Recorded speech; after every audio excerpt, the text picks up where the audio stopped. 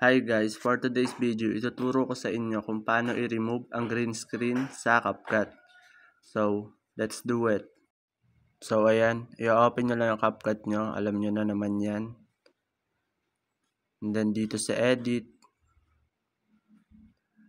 At itong new project. Dito naman, ipapop nyo lang yung green screen na video nyo.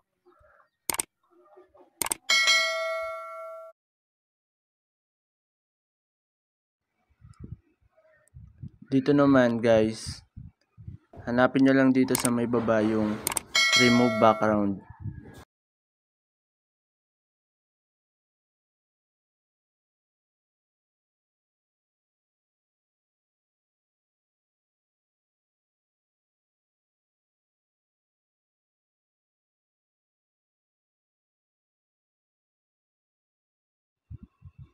At pindutin nyo yan. Dito naman guys, pindutin nyo lang tong chroma key. At itapat nyo yung circle na yon sa gusto nyo tanggalan ng background.